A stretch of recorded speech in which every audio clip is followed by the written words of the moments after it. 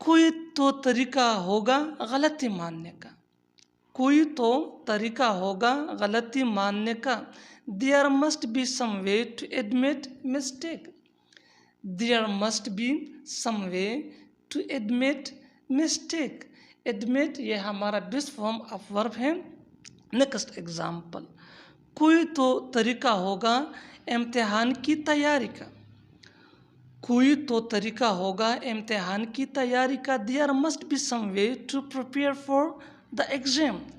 There must be some way to prepare for the exam. Next example, कोई तो तरीका होगा इंग्लिश सीखने का। कोई तो तरीका होगा इंग्लिश सीखने का। There must be some way to learn English. There must be some way to learn English. Next example, कोई तो तरीका होगा उससे बात करने का। कोई तो तरीका होगा उससे बात करने का। There must be some way to talk to him. There must be some way to talk to him. Next example, कोई तो तरीका होगा ऐसे ठीक करने का। कोई तो तरीका होगा ऐसे ठीक करने का। There must be some way to fix it. There must be some way to fix it. Subscribe English PS. Thanks Vandana.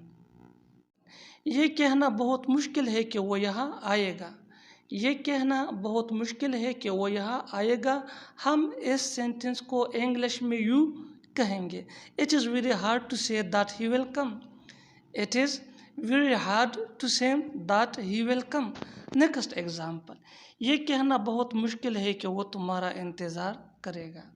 ये कहना बहुत मुश्किल है कि वो तुम्हारा इंतज़ार करेगा। It is very hard to say that he will wait for you.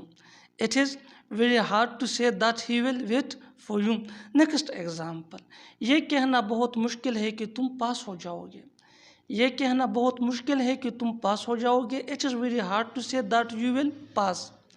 It is very hard to say that you will pass. Next example, ये कहना बहुत मुश्किल है कि वो यहाँ खाना खाएगा।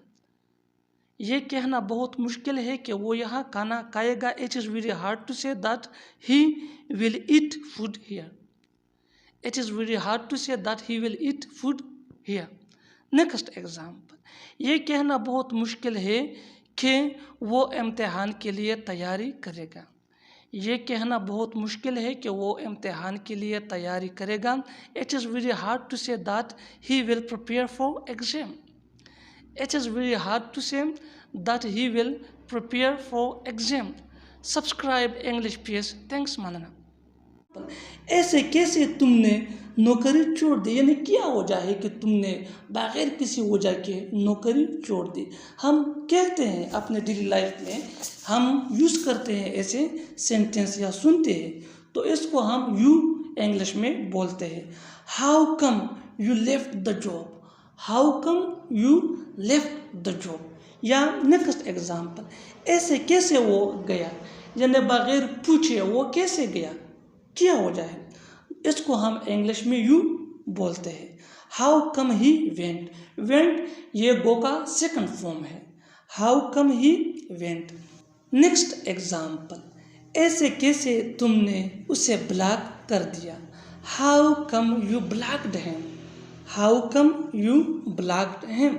नेक्स्ट एग्जाम्पल, ऐसे कैसे वो यहाँ आए, यानी बगैर पूछे वो कैसे यहाँ आए। इस तरह की फिक्रों को हम इंग्लिश में यू बोलते हैं, how come they came here. How come they came here. Came second form of come. Next example, ऐसे कैसे तुमने खाना नहीं खाया। ऐसे कैसे तुमने खाना नहीं खाया। How come you didn't eat food. How come you didn't eat food. Subscribe English PS. Thanks मानना।